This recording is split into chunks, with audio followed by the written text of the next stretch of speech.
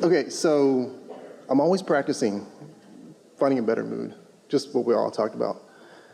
But when I think about something that's bigger, that I really want, that's big to me, for example, acting. I really want to do acting, but I've been here in LA for 15 years, small roles here and there.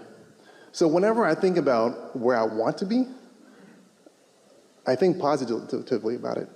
But there's always something in the back of my mind that says, do you know how everyone creates?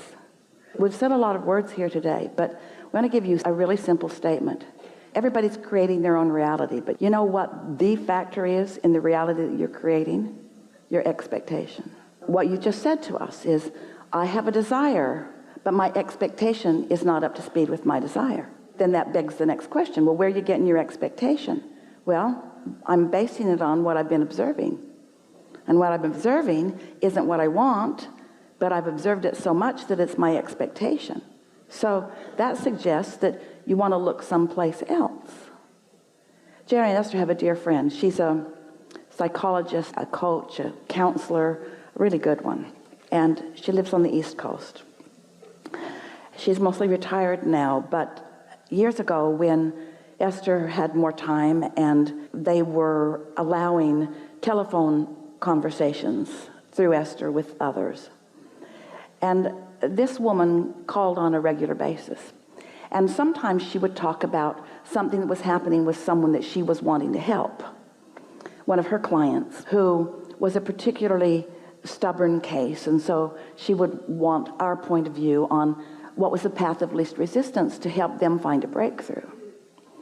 And she discovered through one of our processes that if she would write a story, like a script, of their experience so that it took a dominant place in her vibration, so that she believed the story she was writing about them more than the story that they were telling her, that as she hooked in with her inner being's point of view, she had more power of influence.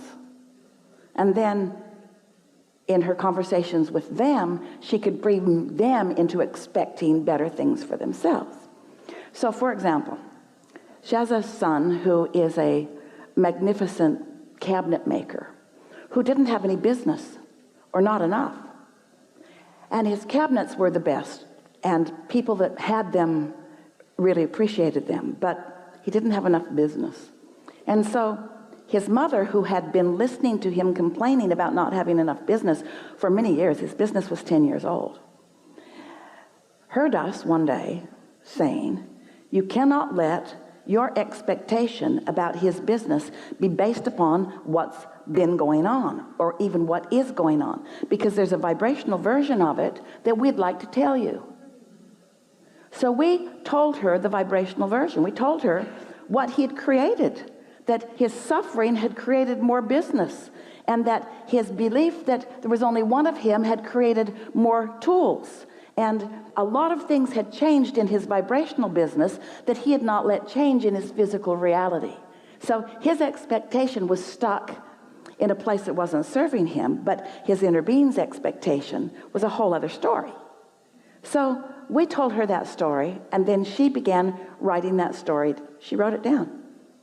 She didn't use her computer. She wrote it longhand every day. She wrote for a few minutes about that new story. And it was less than 1 week before his telephone started ringing. Now, why is that?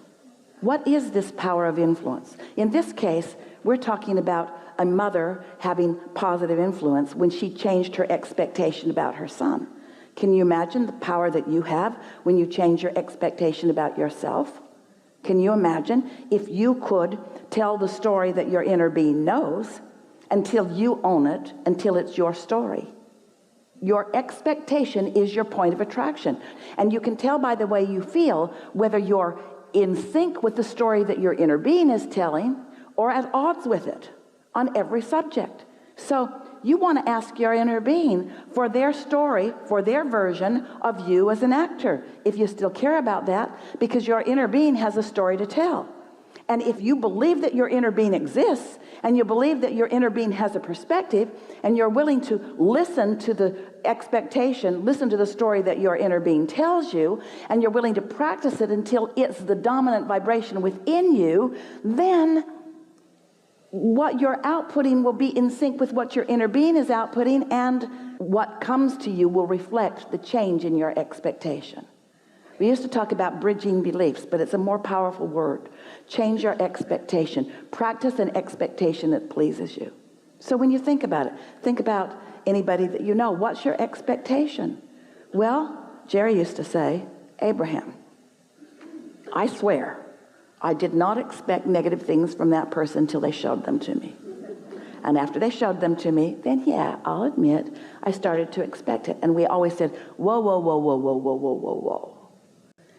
There was an expectation before the expectation, before the expectation, before the expectation. And we don't want to go back to all of that. There's not enough lifetime for any of you to do that.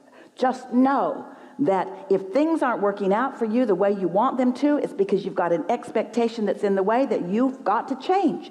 And what's an expectation? An expectation is a belief. It's a thought that you continue to think. So you got to think some different thoughts. It could not be a simpler thing. But then you say, how can I think a thought that's different than the reality that I'm watching? And we say, you've got to accept that there is another reality, and you've got to accept that there's a part of you, a big part of you, a dominant part of you that's looking at that other reality, and you've got to tune into that part of you, which means you got to catch it early, and you got to practice it early in the day, and you got to notice it when you deviate from it, and when you find yourself not believing it, then you got to distract yourself from it. Don't hit it head on. The worst time in the world to try to change an expectation is when the world is proving to you that your expectation is right. When work isn't coming, that's not the time to practice a new expectation. You're just going to practice the expectation that doesn't serve you. But if you feel frisky, or your mind is quiet, or you feel peaceful, or you've been meditating, you got to find some way to tune into the expectation that your inner being has for you. We know you heard all of that. So now what? I know there's a period of time before physical manifestation happens, right? This gestation period. So how do I know if I'm doing things correctly? You feel and good. Just taking, okay. It's not a matter of doing them correctly, because you can't get it wrong. And your inner being is not ever going to say to you, whoa, whoa, whoa, you're doing that wrong. But when you say, I want this and I'm getting this, then we say, there is something going on with your expectation. You've got to move that expectation to another place. And as humans, you cry out in unison, how can we expect something that's different than what we see? And we say, you got to figure that out. You got to figure that out. It's different in every case. Turn off the television. That'll help. That'll help a lot. Because there are a lot of people that are wanting to show you what is, what is, what is, what is, what is, what is, what is. Well, what is pretty obvious. Where are you going? That'd be like you're out on the road and you've decided that you're going to do a live broadcast to anyone who wants to watch you about your journey. And what you keep saying over and over again is, here I am, there's asphalt and white lines. There's asphalt and white lines. There's asphalt and white lines. There's asphalt and white lines here. I'm so glad that you're all tuned into my broadcast. And here there's asphalt and white lines and asphalt and white lines and asphalt and white lines and asphalt and white lines and asphalt. And the white lines are further apart now than they were. Oh no, I just slowed down.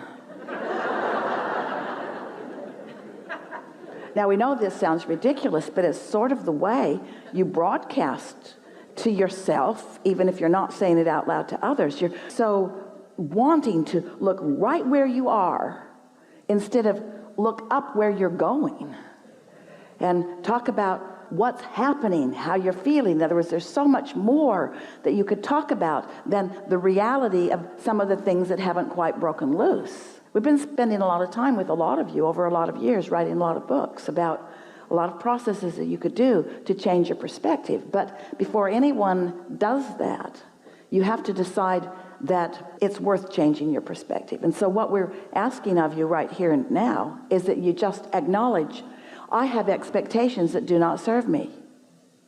Esther heard herself the other day explaining to a contractor about something else, just like the problem she's got now that she's lived. Yeah, it's happened to me before, she said. Wasn't fun then either. And as she heard herself telling the story, she thought, wow, I got myself locked in right where I stand. Can't move from this spot. I had the expectation before I got here, and now I've got the same thing happening again. I'm remembering. And so now I'm trying to explain. I'm trying to control through fear. No, Esther doesn't control through fear. There's this really nice man who's the contractor, newly assigned to her house. And he was explaining to her what the remedy was going to be, which is a little disruptive to Esther's experience.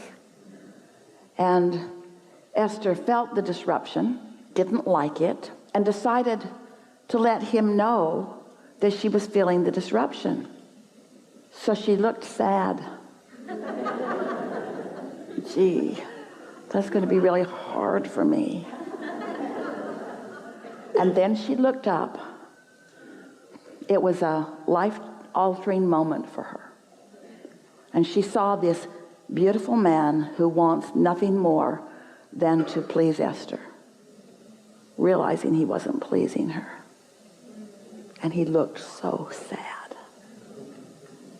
And Esther thought, damn it. That's the last thing in this world that I ever want to do. I do not want to control you by making you think that I'm sad and a victim and vulnerable. I only want to control through love. I only want to control through love. And so she snapped right out of it.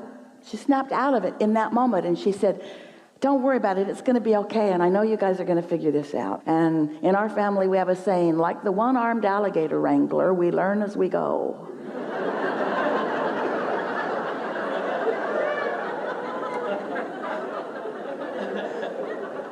Immediately, all she wanted was to let him off the hook.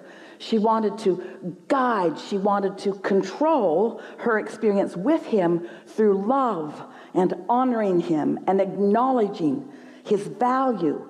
She didn't want to bring diminishment to him by flashing her own diminishment to him. You see what we're getting at? Whew, it's so big, isn't it? It's so big. And so delicious when you get hold of it. We've enjoyed this. Yes, thank you. This is a good time for a segment of refreshment.